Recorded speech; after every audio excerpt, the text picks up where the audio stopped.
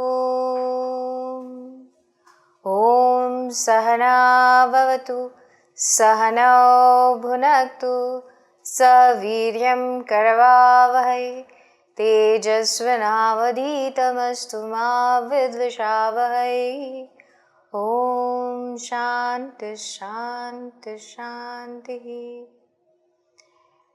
Samasta Jana Kalyane Niratam Karunamayam Namami Chinmayam Devam Sadgurum Brahma Vidvaram Mukam Karoti Vachalam Pangum Langayate Girim Yad Kripatamaham Vande Paramananda Madhavam Paramananda Madhavam.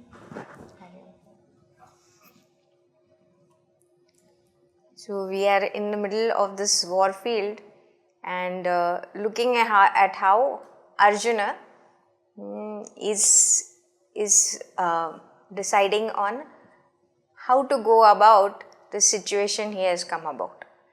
And it is not that he is alone. He has his brothers with him. He has his entire set of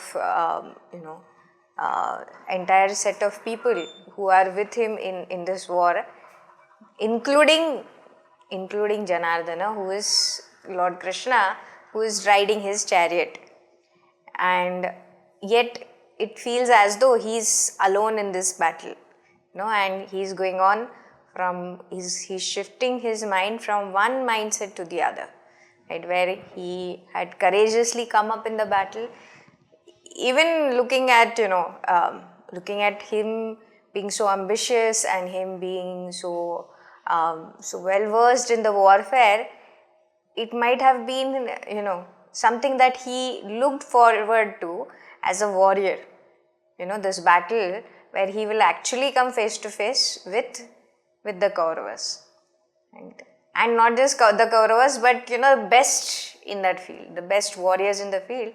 It was as though someone who has been gearing up over years to perform is now up against the best, and definitely the person might be looking forward to it.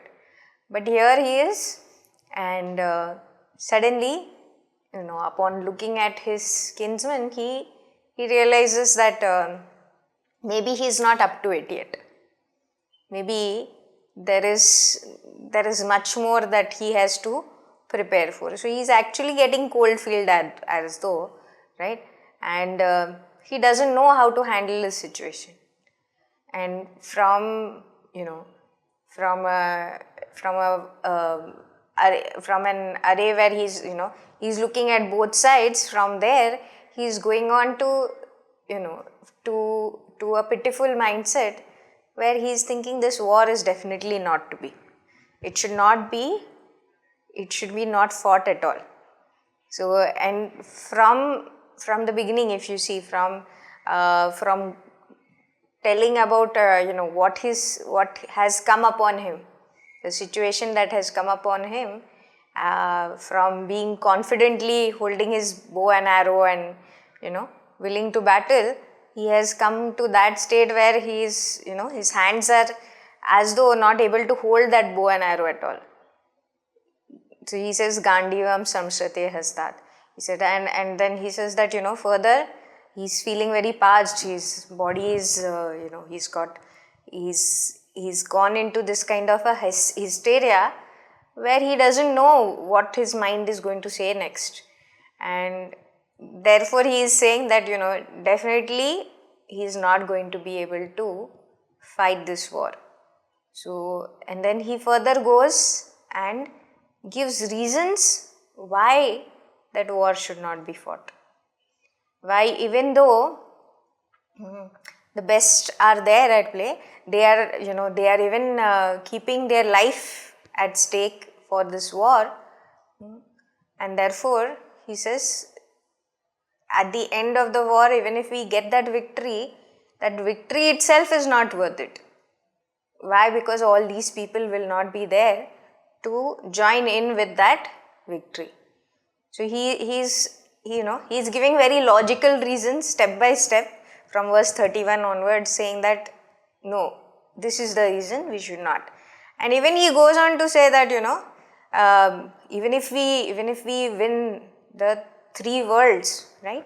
Even if this victory over one Hastinapur is going to give us access to the 3 worlds, then too this victory is not worth it.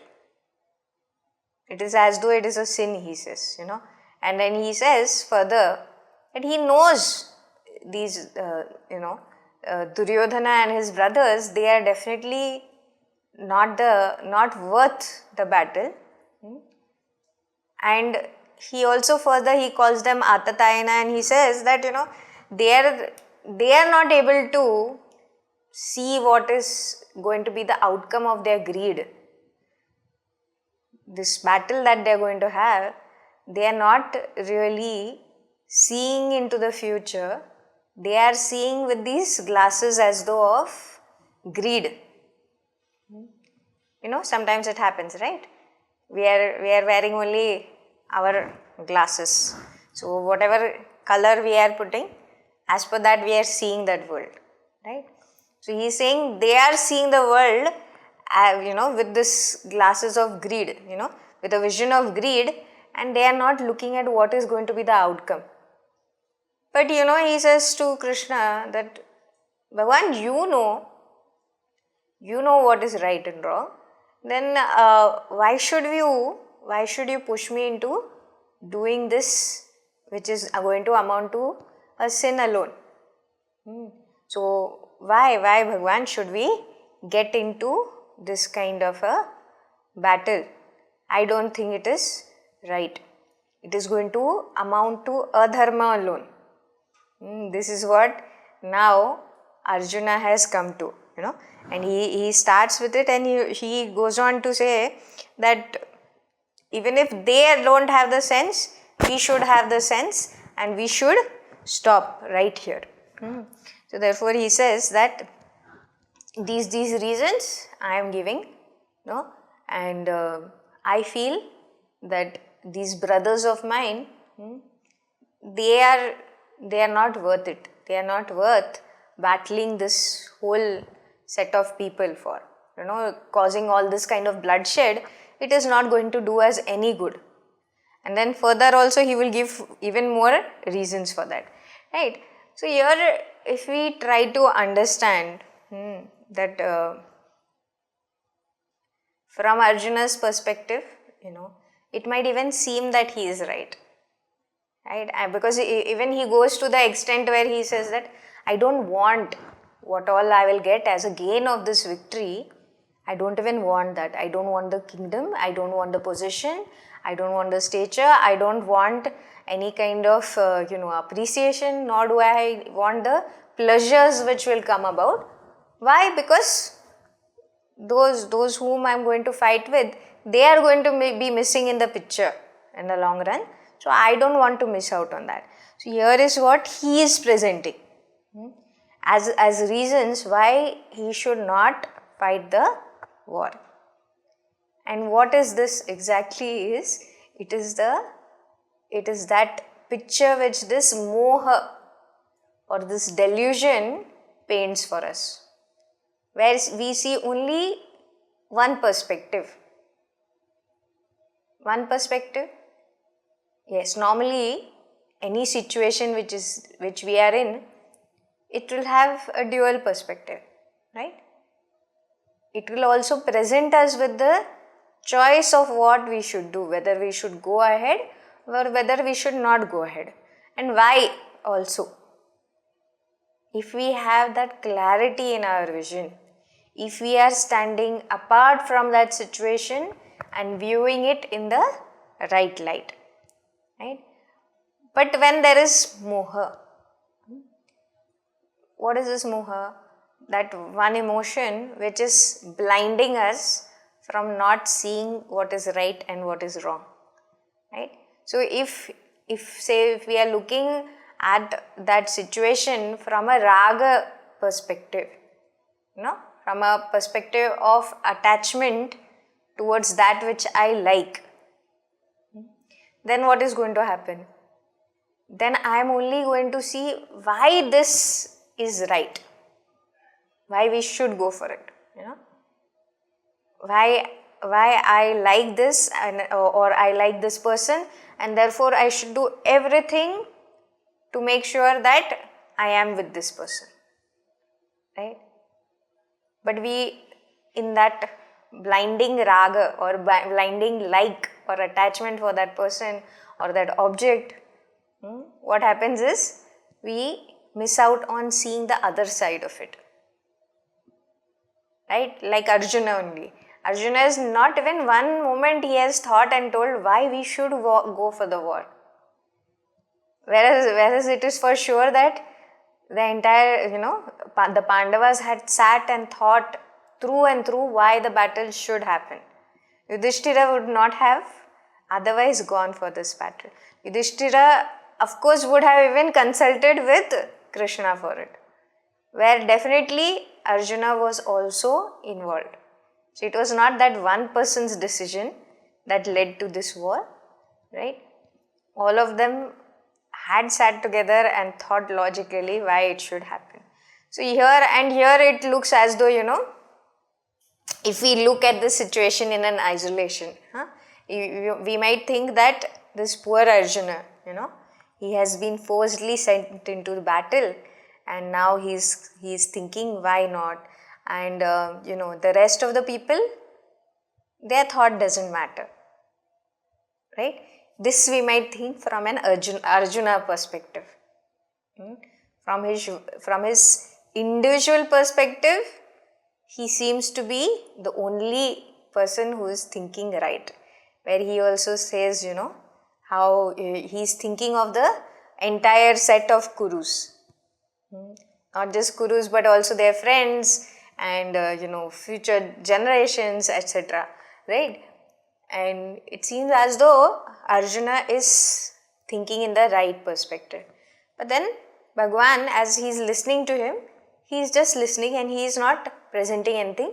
But further he will tell him why, though what he is saying seems to be right, but from the perspective of his role here, it is not right. From the perspective of his swadharma, which is that of a Kshatriya, which is that of fighting that battle to establish dharma, it is not right that he should not fight that war. Right? So too for us also, if we take any situation, how many times it would have happened when we would have thought, oh, this move that I have to make, you might be sitting in one job and then, and maybe thinking of a change in scenario, and you would have thought of it, you would have even applied to the right set of companies, and when it came to it, you even gave the interview well, and you also knew that this is the right time to make that change in your, in your portfolio. And then when it comes to actually, make the move, then you might think of 100 reasons why you should not make that move, why we should not take that risk, right? So many times it happens, not just job scenario, in various other ways also. Whether it is moving one place to the other, whether it is, going up on stage and speaking for what is right for you, right? Or, in whatever decision making, normally what happens is, we resist that change. And resistance of that change sometimes puts such a fear in us or an insecurity in us that we are not able to go forward, even though we know that going forward is going to help us, right? So here too, Arjuna is facing certain fears of himself, where, maybe he doesn't really want to face these people in battle, even though he knows that it is inevitable, right? So here, here is how Bhagavad Gita is presenting this scenario to us with this Arjuna situation, right? Of course, here it is, it is that his swadharma is is that of being a Kshatriya, and the situation presented is that of the Kurukshetra, where there is the battle going to happen, and therefore Bhagavan is asking him to, go ahead and do that duty of fighting that battle of dharma, right? But for each one of us it will be different as per our ordained duties, right? And how does then, how does this jnana sadhana help us? So that which we are blinded to because of our moha, because of our raga or dvesha, right? If it is raga, if it is attachment, then I am going to only see the goodness of this one particular thing that I am wanting to opt for, right? Whereas I am being blinded to the bad side of it, the cons of it, right? Whereas, when it comes to something which I don't want to do, where I have a dvesha, where I have a dislike, so I will see hundreds of reasons why I should not go for it, right? Whereas I am completely blinded to why it is the right option. So what does this jnana sadhana do for us? The jnana sadhana equips us with the ability to stand apart from the situation, see it for what it is, and see the perspective. So it gives us, not just gives us, it is basically we have that ability but we are not using it. That right discrimination of how to think. That is what the jnana sadhana equips us with, right? Rather than keeping on what to think, how to go about in our thinking, that is what it is telling. So if you are seeing a painting too, right? If you are going to come and see it up close, you will see only one perspective, right? You might not see the whole of it, right? Whereas from a distance, when you look at it, you will see so many other aspects of that painting which you might miss out on if you are going very close and seeing only one area, right? Only one perspective. So here too is that where whatever we are doing, are we seeing it holistically? Are we seeing it from that long-term scenario, or are we seeing it from that short-term perspective alone? And how our action now is going to result in so many other activities which will lead up to our goal or keep us away from our goal, right? So doing the dharma, going about the dharma perspective is only going to help me piece together that jigsaw as though in the right direction sooner than later. Okay, so that is what is here, that is what here we have to more think for ourselves, right? So here also in chapter 1, mainly what is presented is Arjuna's character and how his whole, this whole situation of the war is bringing into perspective so many things for him that he might not have earlier thought of, right? And then comes up the aspect of him being the student or him learning those life lessons that he might have otherwise missed out. So here is, him being the adhikari or him being that student, or rather presenting to us how, we also fit into this learning of the Bhagavad Gita. So here of course, he has come to the conclusion now that this fight is going to lead to adharma alone. And then further Bhagavan is going to tell him that actually if you are going to escape from this battle, if you are going to refrain from doing your dharma, then it is going to lead to adharma.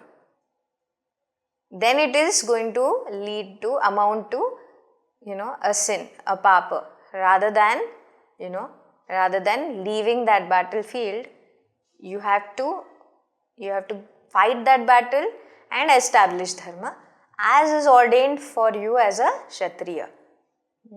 So that of course Bhagavan tells him later in the second chapter.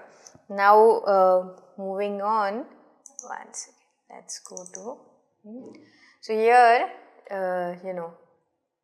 so here in 35th verse he had said, Etanna hantum ichchami gnatopi madhusudana api trailokya rajasya heto kimnu mahi krute.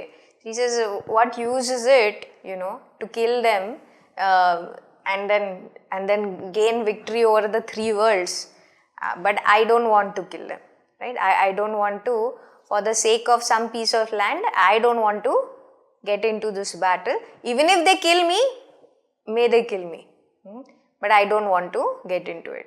So he says, nihatya dhatarashtraannaha ka priti syat janardana papameva shrayed asman hatvaitan atatainaha.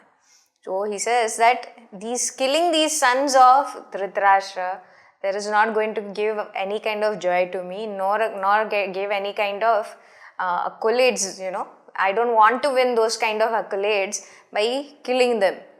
Because what is going to come as a result to me is it is going to lead to sin alone, even though I am killing these atataina, these people who are felons, those who are of such wicked nature, who want to cheat, who want to take away what is someone else's. Not only do they covet someone else's wealth, but they are willing to usurp it by killing also, right?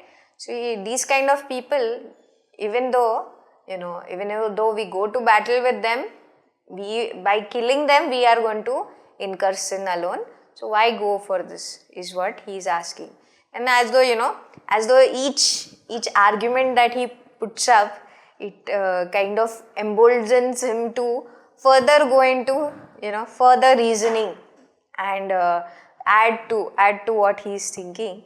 So he keeps on with this process that he's come up with, and he is as though adding depth to his thinking. So the next one, right, he says that in the next verse, right, from 38 to 43, normally he's going to tell us what is the importance of keeping the society together, keeping the people together, and how this battle is going to crumble that structure of the society. So here he says in the 37th verse, Tasman narha vayam hantum dhatarashtran swabandhavan swajanam hi katham hatva sukhinas syama madhava. O Madhava, therefore I say that we should not go to battle. We should not kill these sons of Dhritarashtra, nor those who have sided with him. Those, earlier he had called those people as Durbuddhi. Durbuddhis who have not thought it through and through, and they have sided with Duryodhana. Now he is saying, how can one be happy by killing them? No, because these are my own people. So therefore, O Krishna, O Madhava, we should not go into killing these people. Therefore, then he says, from 38 verse, he says, Yadyapete na pashyanti lobhopahata chetasaha kulakshaya krutam dosham mitradrohe cha patakam. Then next verse he says, Katham naneyam asmabhihi papadasman nivartitum kulakshaya krutam dosham prapashyadbhir janardana. So in that verse, right, yadyapete na pashyanti lobhopahata chetasaha. These people, out of their greed, they are not able to see what is going to be the outcome of this war. So what is it going to amount to? So he says, Kulakshaya krutam dosham mitradrohe cha patakam. It is going to amount to the destruction of the families in the society, And further what is going to happen? Because there are people from both families, they are actually right now, all of them prior to the war they were friends. They were Shubh Chintakas of each other, and now they are at war with each other. So what is it going to do? If one is going to kill the other, the people who are left, they are only going to see enemies in each other. They will not see the friendship that was there before.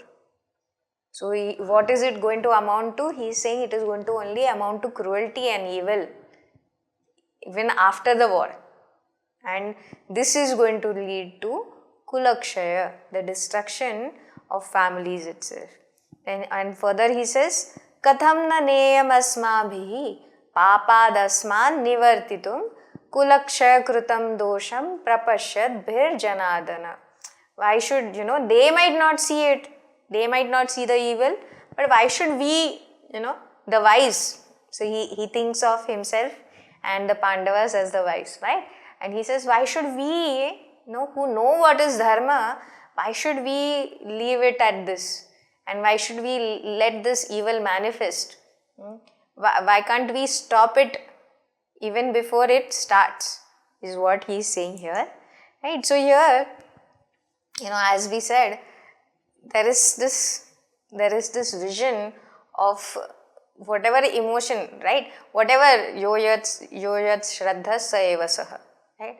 So whatever vision we adapt, that is what will manifest for us, right?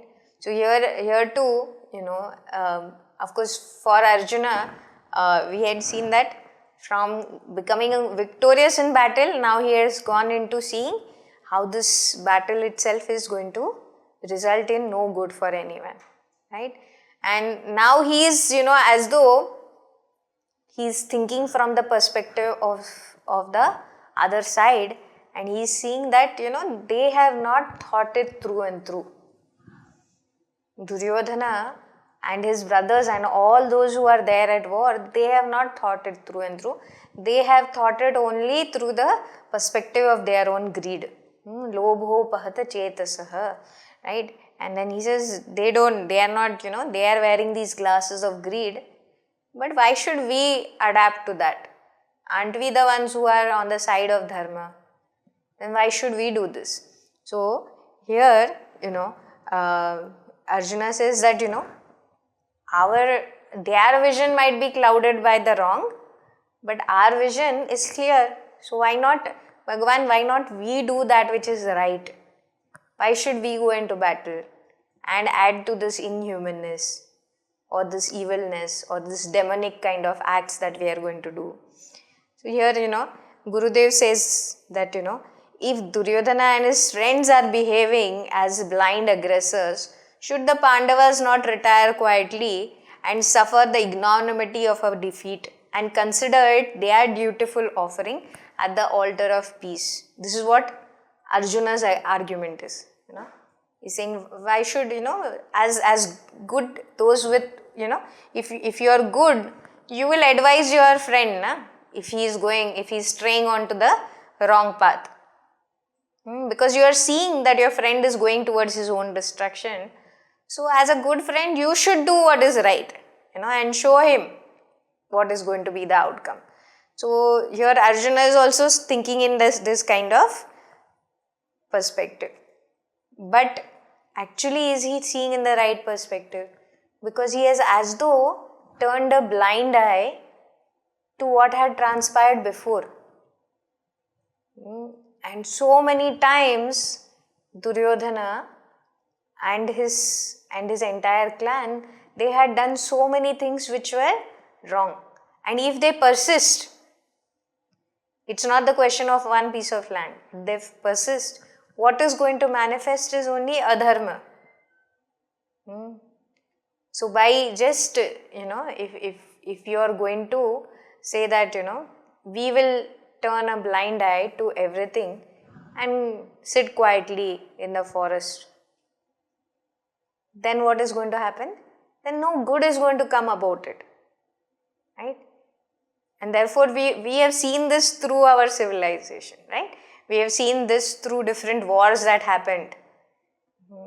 Or, when people no more are willing to take up the, take up the injustice that has happened, then they have to rise, with aggressive goodness, as Gurudev says here, right? Active resistance to evil is the central idea in the doctrine expounded by Krishna in Bhagavad Gita.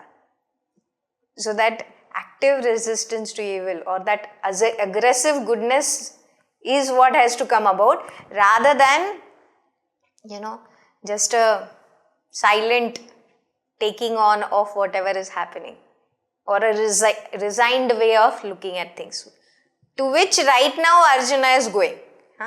Even though he is giving these very plausible kind of reasons, yet if we look at the overall scenario by saying that let's have a resigned view of it and forget about this war and not ask for any piece of land and leave the battlefield.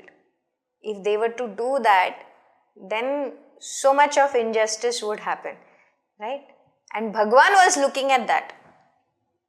Lord Krishna was looking at that overall perspective, that samashti view, rather than Arjuna's, small view, or that individual view that he was presenting. But even if we see further what Arjuna is saying, we might also think that he is talking in the right way. Okay, so we will see what he is saying here. So here, of course, in the second chapter, Bhagwan tells him that by escaping his duties, he is going to lead to adharma. It is not the right way of looking at this war. He has to fight the war, because that is his duty as a Kshatriya. So it is not that, by escaping from it, he is going to win in any way. No. Bhagwan is seeing it from a different perspective, and he also goes and tells him that this is a battle of dharma. This is not of your gain or loss. This is a battle of dharma, and I am here to establish this dharma. Who? Bhagwan. And so if you are not going to do what is your dharma, I will bring in someone else. So this is not your individual battle. This is that totality for which we are striving, right? So that is what later Bhagwan speaks of in the second chapter also, right? So then now, now further we will see Arjuna's depth of thinking, because he has entered this particular perspective, and he is thinking from what all he has learned, even from what he has understood from the Vedic perspective, that also he brings in. So here in the next verse, yes, so then he says, Katham na neyam asmabhihi papad asman nivartitum kulakshaya krutam dosham prapashyad vid janardana. So here he says, how can they not see? And therefore, if we are seeing, shouldn't we resist what they are doing? So then further he says, how this kulakshaya is going to happen. Kulakshaya, the destruction of the society, or rather destruction of the family, which is going to lead to destruction of a particular group of society or culture, right? Here he says, Kulakshaye pranashyanti kuladharma sanatanaha dharme nashte kulam krutsnam adharmo bhivabatyuta. So here he says, wait, I will also take, let's talk of this first. So he says, Kulakshaye pranashyanti kula dharma sanatanaha dharme nashte kulam krutsnam adharmo bhibhavatyuta.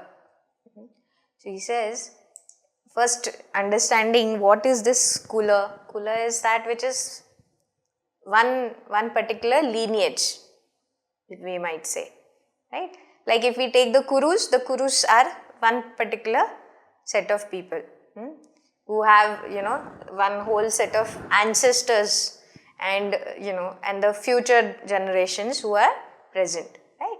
And then when we talk like this, because they are part of one kingdom, right, then there is also the others who are tied to that family.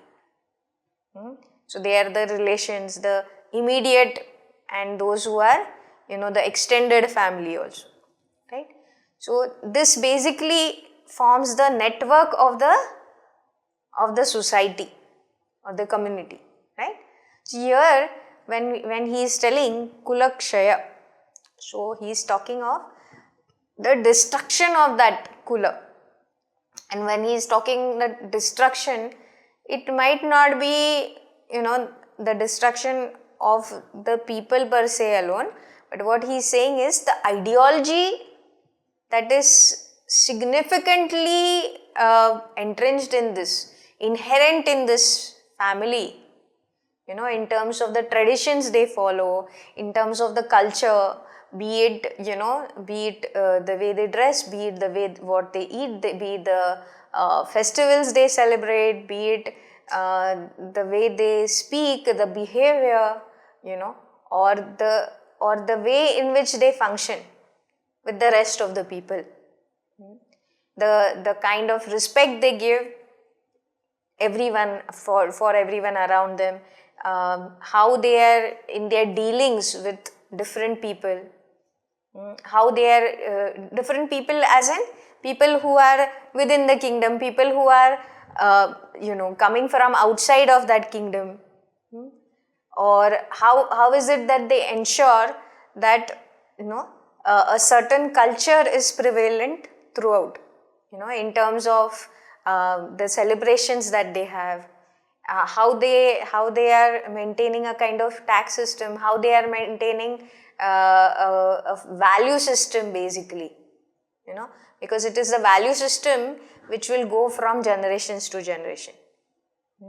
So, and that is how also one will not get polluted at times, because you might see one might actively resist getting into some kind of wrongdoing, because in our family culture we might not follow that kind of wrong thinking, or we might not get into those kind of activities, it like say sometimes if it is when you go to a place, sometimes people don't resist writing on the walls, but those who have respect for the temple, etc., they will think of it as sacred and make sure that they don't dirty the premises, or they don't write any kind of a thing on that, or they don't add any kind of blemish to that place, right? Small things, but how, because those values are present in our family, then we don't go against them. So here also when he says that here he very clear says Kulakshaye pranashyanti kula dharma sanatanaha. Those those rituals, those rites which have been there for eternal times, by destruction of that kula, that family, what will happen? They will also be destroyed. So there, and on this, from this what is going to happen, that those value systems which are there, which are integrally present, or which are inherent, they will also diminish, right? And as a whole the society will also not be that which it used to be, right? So here he says, if we see, when you say that there is kula dharma, it will mean that for generations together, that which has been handed down to the families. Sometimes you don't even know why we are following certain tradition, but it has come to us because my grandmother told us, and when there is a festival and we all enjoy certain food, but that food has to be made in a particular way, you have to be, not just the ingredients have to be pure, but you should also, have had a bath, etc., and only after cleanliness, everything shuchi, then you go ahead and you do that. And also when you offer that, you first offer that to Bhagwan, and also, you might keep that, like here in India, what will we do? We will offer it to a cow. One particular portion you will keep aside for a cow, or one particular portion you will keep aside for a crow, right? And then you will also offer it to one or two, other people, maybe it might be married women, or maybe it will be a kumarika, or, so you will invite some people from the society who will also benefit of that, of that food that you have offered as Naivedya, and then alone will you also consume it. So basically this culture, how does it prevail? Because it has been handed down over generations, and therefore it has come to us. So he is saying that if the family system itself is destroyed, what is going to be destroyed? This culture is going to be destroyed. So that goodness which overall is manifest in a society, right, which is an expression of those values, that will be lost if we lose this family system, right? So here what he is saying is that if we fight the battle, you are going to lose out on people, and as a result of that, what is going to happen? You are going to lose out on culture itself, right?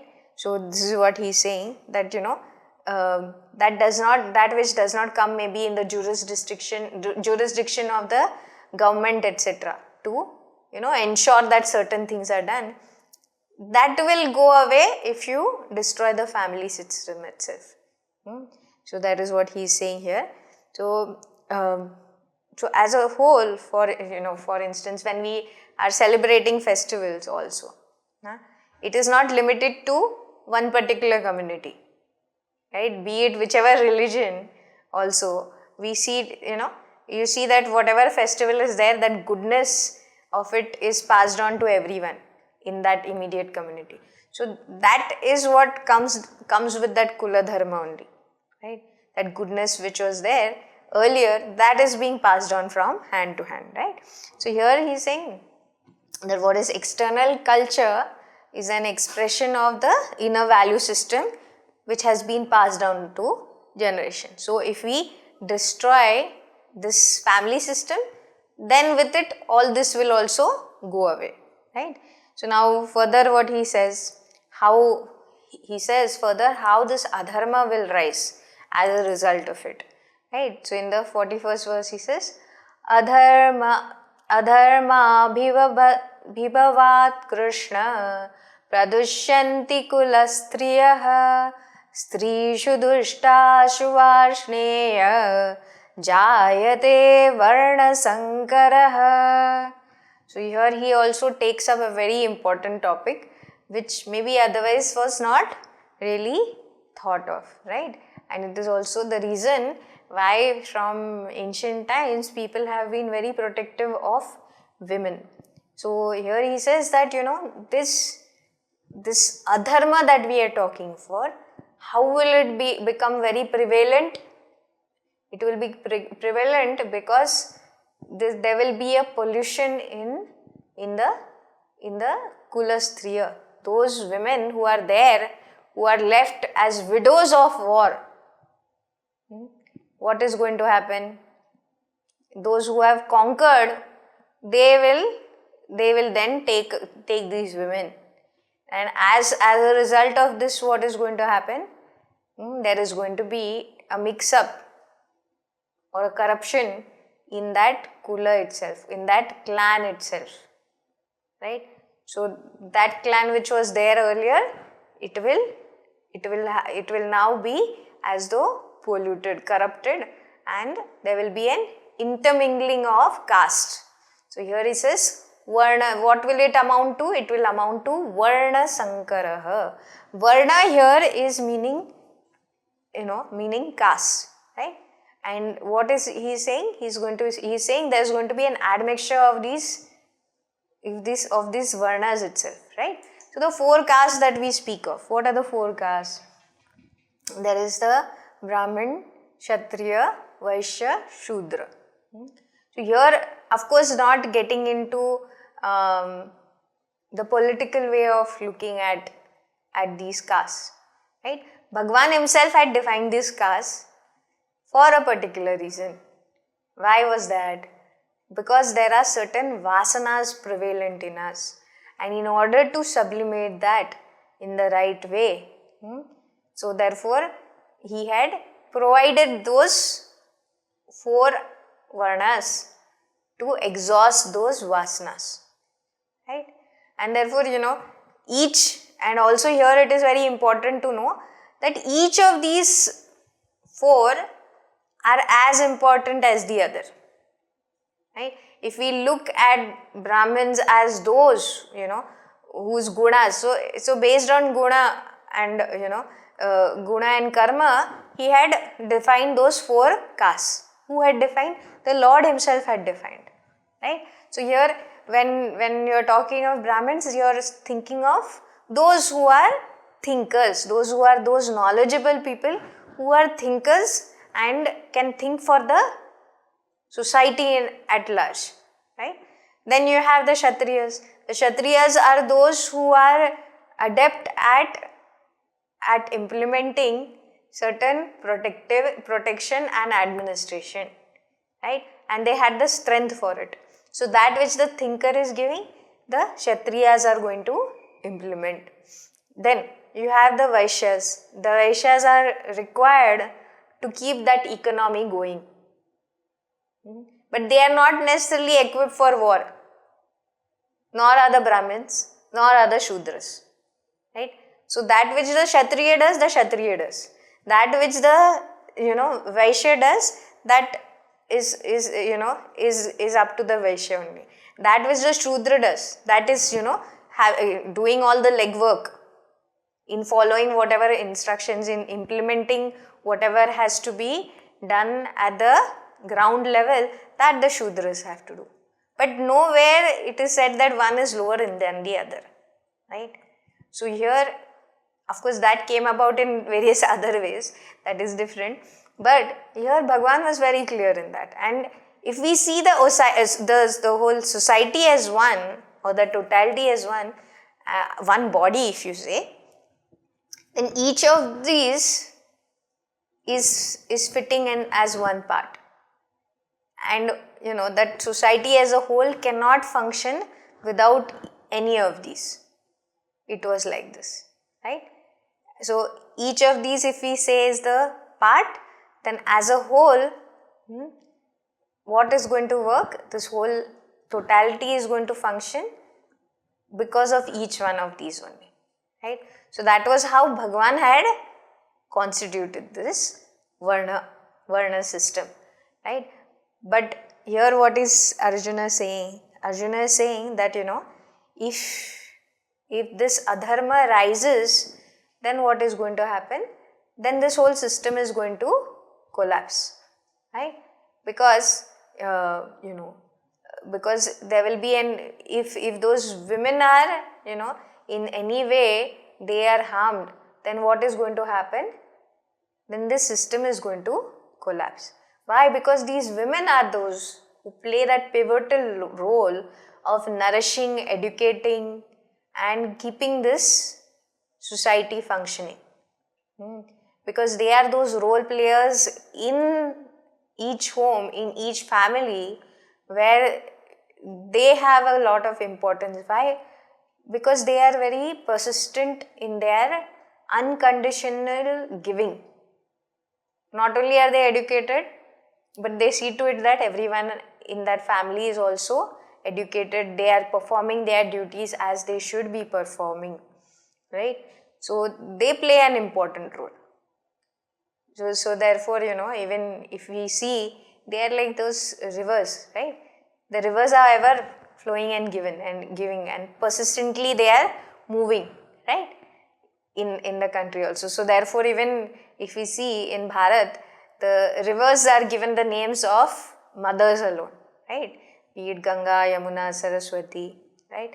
All of these, they are named in that way also. Further, women are those who are keeping that culture and value system intact. So if you ask, because sometimes people say, why so much of protection for women, etc., right? Why should we be so careful? So, it is like, if we look at those dignitaries who are playing important roles in the country, they have Z-level security, right? So to these women also, they have their importance, their pivotal role, right? And one of the factors is that they are very persistent. Even if we don't want to hear that wisdom, they will make sure that you hear that wisdom. And again also, you will be told that. So, and this is said by, some of the commentators themselves. And in our Shastra also, Devis have that, or Shakti has that very important role, and therefore is also respected in a great manner, right? And therefore this importance he is also speaking here. Who is speaking? Arjuna is speaking. Where he says that if the women are plundered, then what is going to happen? Then the whole kula itself will go down, right? There is going to be then Strishu dushta suvarshneya jayate varna sankaraha. Then what is going to happen? Then the entire varna system itself will collapse. So he is saying that, of course, that varna system has its importance. One is that. When he realizes that and he has seen it prevalent, and then further he says that the importance of women, there also he says that if they are pervaded, what is going to happen? Then this whole society or this whole culture itself will go down. It will be destroyed. And it is going to amount to nothing but adharma alone. So that is what he is saying here. Then further he says, Sankaro narakayaiva kulagnanam kulasya cha patanti pitaro yesham lupta pandodaka kriyaha. So further he is telling how, by this Varna Sankara, and what is going to happen? One is that, the family system is only going to go down and the kula itself will be lost. And when you say that there is, this kula is lost, what else is going to happen? Then whatever Vedic rituals, whatever, were the family traditions that were to be followed, that itself will be lost. And, as was told in the Vedas, right? Certain karmas are to be performed. Certain karmas, such as what? Such as that pindadana which has to happen for your ancestor. That shraddha karma that has to happen. So what is that? So actually basically, in our culture, this for the ancestors, for the pitras, what has to happen? So that their movement from one body to the next, it might not happen immediate also. It might have its own time period. But so that it happens smoothly, certain karma has to be performed by the next in line in that heritage, right? So that Shraddha Dana which has to happen, right, in terms of that Pinda Dana that we offer annually, that has to be given. But if he says, Arjuna's thinking here is, if there is going to be, a intermingling of castes, then who is going to do Pinda Dana for whom? People will forget all that itself, right? Then what will happen for that, for those Pitrus? They will be left wanting itself, right? So here he is saying they will be deprived of the offerings of Pinda. So this is also going to happen. See, he is thinking so deep, right? He is not just thinking that, war हो जाएगा तो क्या होगा? Oh, one is there's going to be a lot of bloodshed. I'm going to lose out on so many family members and friends, etc., etc. So that is one thing. Then, but I'm going to win. But he's not thinking that alone. He's thinking that, oh, further so many things will happen. That kula itself will be gone. The tradition and values itself will be lost. Then further, what is my duty for my ancestors? That itself will be gone. Why? Not just, because of this Varna Sankara, but also, those who are there in the lineage, if they itself are not there, who is going to offer those pinda? Who is going to do that karma itself? So he's saying that this is not a good sign at all. So therefore, what should we do, Bhagavan? He says, we should definitely think more than those greedy brothers, Duryodhana and all. We should not just have that lobha, that those glasses of lobha. Instead of that, we should think deeper. And this is my reasoning. So he's further telling. Next, he says, Doshairetai kulagnanam varna sankara karakaihi utsadyante jati dharmaha kula dharmascha shashvataha. So by doing this, what is going to happen? There is only going to be destruction of the family, which is going to cause a lot of many more confusion. And then there is going to be, whatever, religious activities or, rites and whatever is the traditions that have to be done, all that will be lost in all this confusion. No longer there will be a set, prevalent, standard kind of activities and values that have to be followed as per the scriptures, as per dharma. The whole dharma system itself will be in a chaos, is what he is telling. That which was earlier shashvata, it will be destroyed. This is what he is saying. Then further he says, Utsanna kula dharmanam manushyanam janardana narake niyatam vasaha bhavatityanyushrustrumaha shrishtruma. So here he says, we have heard that, there is all this, whatever has to be done, it is predestined. But, what are we doing? We are actually making sure that this doom is going to come about, which is going to result in hell alone. We are not going to win some place in heaven as a result of this war. We are definitely going to be destined for hell alone. So Bhagavan, if you are going to force me into going and fighting the war, then please think twice about it. You are the one. So he is here giving reason after reason to Krishna, and he is telling, Bhagavan, this is not right, this is not right. Okay. So here he says, Aho bata mahat papam kartum vyavasita vayam yad rajas sukhalobhena hantum swajanam udyata. So here he says, what are we doing? We are only going towards this great papa by killing our own kinsmen.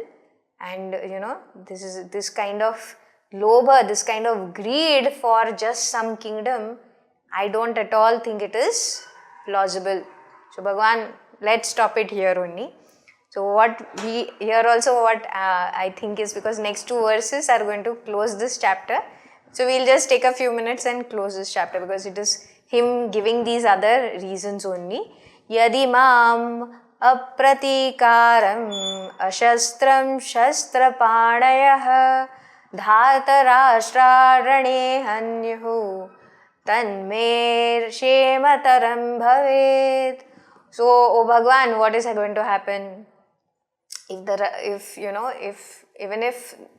Dhritarashtra's sons, what do? They come with weapons. I am willing to drop my weapon and let them slay me. let them, cut me here only in this battlefield. I don't want to fight them. I'm dropping my weapons now, right now, in front of you. And like this, he sat down. Arjuna totally resigned. He said, Bas, I think I have presented my case. This war is definitely not good. It is going to lead us to hell. So I am not going to go forth with it.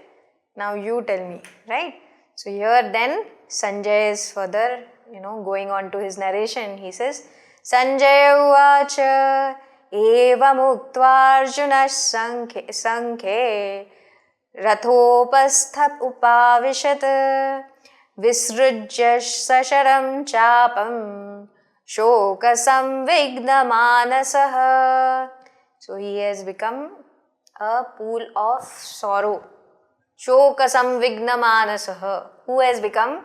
That Arjuna. He is completely infested by that, by that mindset of sorrow. And, he is so overcome by it that right there where, his ratha is, senayor ubhayor madhye, where Krishna had kept him. As though in moments, it is not like it is in hours that this is happening. It is just in moments. There only Krishna has kept him over there and he says, Pashya. Here you are in the middle of the battlefield and both sides are, equally there next to you, and you are right in the middle. So here you are, observe, Pashya. And then what happens? Then all this comes about. Where? In the mind of Arjuna. So where he goes from Veera Buddhi to, that of great compassion, admiring his great grandsire, etc. And then further he goes into complete grief. And he says that this battle is not going to come to any good for anyone, nor for the Kauravas, nor for the Pandavas, not for the entire humanity itself. Therefore, Bhagwan, it is going to amount to adharma alone. So I am going to sit down, keep my weapons, I drop my weapons, I am not going to go at war. That is what happened to Arjuna, right? And this is in the first chapter, right? So here Arjuna has resigned to his faith. Moreover, what he is thinking is that I am seeing this in this way, and therefore he is just going on and he is talking to Bhagwan and he is presenting his case. He is just prattling away overcome by this kind of hysteria, but he is not really able to see any kind of other perspective. And he knows that Bhagwan has a better perspective. And he knows that Bhagwan can give him a different insight. So therefore, it is that he is resigning and he is saying, you show me the path. This is what I see. From my knowledge, this is what I see is the best. Now you show me the path. Right? So here also, you will see at the end of 18th chapter, what is this person only who was Shoka Samvigna Manasaha. At the end of 18th chapter, he will say, Nashto Moha Smritir Labdhva. He will say, my entire grief is gone. As a result of the clarity that Bhagwan has given, my grief has gone and now I am going to do that which is my dharma. Okay. So that is what actually transpires in the 18 chapters, right? And we have just seen the first part of that, right? Which is summarized in this last verse, which is it is called the Pushtika Vakya. What is Pushtika Vakya? It is giving the essence of this entire chapter, which is presented at the end of this. Pushtika Vakya is presented at the end of each of Bhagavad Gita chapters, right? The names are, the names of the chapter are presented by Madhusudana Saraswati ji. He is the one who has given this last verse, last part, which summarizes the entire chapter. It is Madhusudana Saraswati ji who has come up with it, and he has given the names of each of those chapters also, right? As per what is it which is being conveyed by that chapter. So here he says, Om Tat Saditi Srimad Bhagavad Gita Su Upanishadsu Brahma Vidyayam Yoga Shastre Shri Krishna Arjuna Samvade Arjuna Vishada Yoga Nama Prathamodhyayah. So it tells which is the chapter, Prathamodhyayah, and what is it? It is that which is giving that glimpse from the Upanishad. It is speaking of the Upanishadic Vidya in terms of this samvada between Sri Krishna and Arjuna. Sri Krishna and Arjuna, it is this samvad, when we say it is a conversation, right, which is leading up to knowledge between a guru and a shishya, right. Here the shishya is Arjuna, and guru is Sri Krishna, who is the Jagat Guru, right. And not only that, it is giving that Brahma Vidya, which is what? Which is the essence of Upanishad, right. That which is the essence of Upanishad is what is being conveyed through that Bhagavad Gita only, right. And therefore it is said that this Bhagavad Gita is an Upanishad itself. And then here, he is saying that it is Yoga Shastra. It is also that which is giving sadhanas to reach up to that to that Brahma Vidya, right. So here, if you want to understand in terms of Upanishad, what is this first chapter conveying? The first chapter is conveying the Adhikari Lakshana. Here, who is the Adhikari? The Adhikari of this Bhagavad Gita, of this Jnana, right, of this Brahma Vidya is Arjuna, right, who is equipped, but does not know his reality, and therefore now when he has started thinking towards that, has started inquiring, what am I doing here? What am I doing and how should I go about? What is my goal and how should I go about? So for that, then Bhagavan will further give him the instructions in each chapter, right. So that is how this samvada will proceed, right.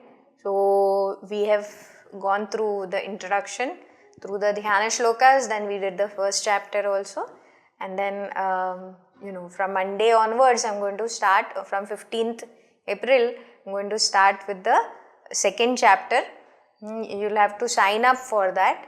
I hope the home study course department of SIF, they will get in touch with you, right. If you want to also, they will put also in the WhatsApp group. So those who want to sign up, please do sign up, and we will continue on this journey. The second chapter is as such summarizing the entire Bhagavad Gita, right. So it is an important chapter. So those of you who are willing to go along with me, do join for that course also.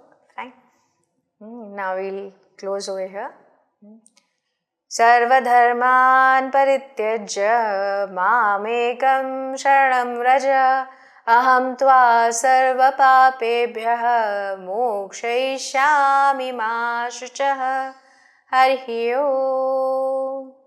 Om Purnamada Purnamidam Purnat Purnamudachyate Purnasya Purnamadaya Purnameva Vashishyate. Om Shanti Shanti Shanti. Harihi Om. Shri Gurubhyo Namaha. Harihi Om. Loka samasta sukhino bhavantu. Loka samasta sukhino bhavantu. Loka samasta sukhino bhavantu.